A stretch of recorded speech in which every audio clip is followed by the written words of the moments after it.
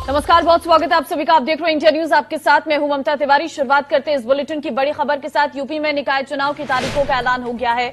बड़ी और अहम जानकारी से इस वक्त आपको रूबरू कर पा रहे हैं। 2 चरण में होंगे नगरीय निकाय चुनाव। 4 और 11 मई को वोटिंग, 13 मई को रिजल्ट सामने होंगे। तो फिलहाल निकाय चुनाव का बिगुल बज चुका है। 4 मई और 11 मई को मतदान होगा। 2 चरणों में ये निकाय चुनाव रहने वाले हैं। 13 मई को नतीजे सामने आ जाएंगे। पहले चरण में 9 मंडलों में होगा मतदान।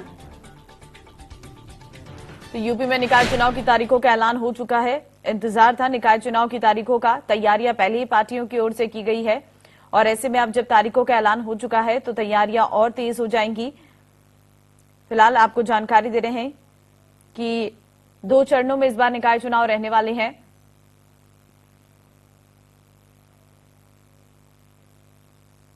पहले चरण में 9 मंडलों में होगा मतदान।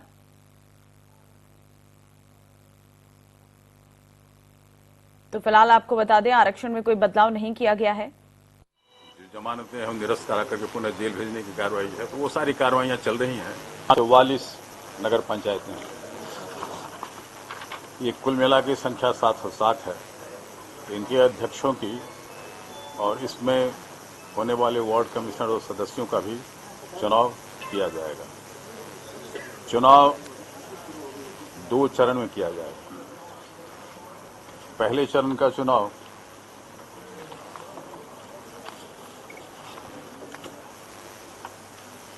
पहले चरण के चुनाव का मतदान 4 मई को होगा और दूसरे चरण का मतदान 11 मई को होगा। इसके विस्तृत विवरण अभी आपको मैं उपलब्ध कराऊंगा। इस अधिसूचना के जारी होने के साथ ही प्रदेश में आदर्श आचार संहिता लागू हो गई है। मतगणना जो है वो 13। चलिए, अधिक जानकारी के लिए सीधे रुख करते हैं संवाददाता रवि कुमार का। रवि, क्योंकि यूपी में निकाय चुनाव की तारीखों का ऐलान हो चुका है, 2 चरणों में इस बार ये चुनाव होने जा रही हैं और क्या कुछ इन निकाय चुनाव में प्रेस कॉन्फ्रेंस के दौरान इलेक्शन कमीशन की तरफ से कहा गया? देखिए, जाहिर है इलेक्शन कमीशन की तैयारी पूरी है और अभी हाल ही में एक बैठक की गई थी जिसमें पुलिस के सभी आला अधिकारी मौजूद थे, उसके अलावा सभी संबंधित अधिकारी मौजूद थे और जिसको लेकर तैयारियों की समीक्षा भी की गई थी चुनाव आयोग की तरफ से। और साफ तौर पर जिस तरह कल प्रेस कॉन्फ्रेंस कर साफ किया गया कि अभी चुनाव की तारीखों की घोषणा है वो भी कर दी गई है। 2 चरणों में चुनाव होगा और आपको बता दें कि 4 मई और उसके अलावा 11 मई को जो मतदान है वो संपन्न कराया जाएगा। उसके अलावा 13 मई को जो मतगणना है वो होगी। और आपको बता दें कि जिस तरीके से इंतजार था चुनाव का, अब उसकी तारीखों की घोषणा भी हो गई निकाय चुनाव की। और आपको बता दें कि उत्तर प्रदेश में 14,484 पदों पर यह चुनाव होगा और 17 महापौर और उसके अलावा 1420 पार्षद के चुनाव है जो कि ईवीएम से होंगे। और उत्तर प्रदेश में बाकी जो पद है वहां पर बैलेट पेपर से मतदान कराया जाएगा।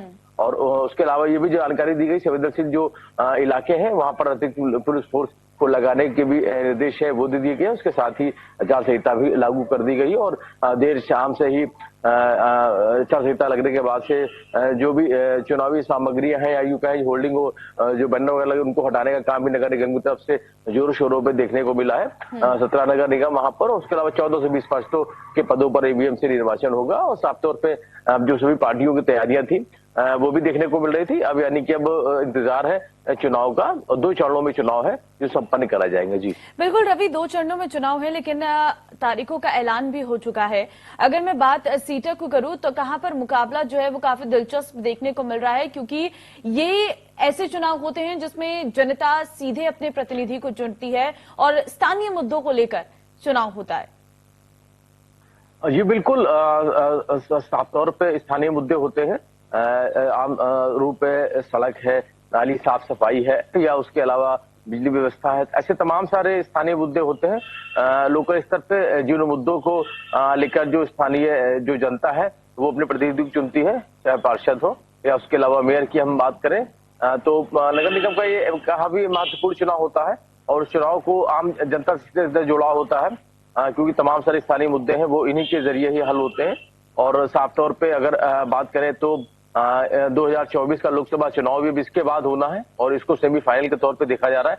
हालांकि अगर उत्तर प्रदेश में बात करें तो 2 बार लगातार से बीजेपी की सरकार है और जिस तरीके से चुनाव की तैयारियां भी की गई थी, निकाय चुनाव में जिस तरीके से पूरी तैयारियां या दमखम के साथ बीजेपी ने दावे किए हैं और वहीं बाकी पार्टियों की भी लगातार जो समीक्षा है, बैठकें हैं वो की गई हैं, चाहे कांग्रेस पार्टी हो, बीएसपी हो, सपा हो या दूसरे दल हो, इन सभी की तैयारियां थी। तो कुल मिला के जो लोकल स्तर पे जो प्रत्याशी हैं वो अपने दमखम के साथ और जो जमीनी मुद्दे हैं उन मुद्दों के साथ लोगों के बीच जाते रहे हैं। अभी ये देखना होगा कि अब जो पार्टियों की तरफ से जो टिकट का बंटवारा होता है, क्योंकि उसके लिए दावेदारों की भी संख्या है, काफी भारी होगी, बड़ी संख्या में लोगों ने दावे किए हैं।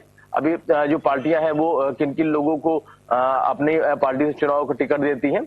और चलिए, ये तो देखना बेहद दिलचस्प होगा क्योंकि अभी धीरे धीरे समीकरण बदलते हुए नजर आएंगे। रवि, आप बनी रहिए, अगली खबर पर आपसे अपडेट लेंगे।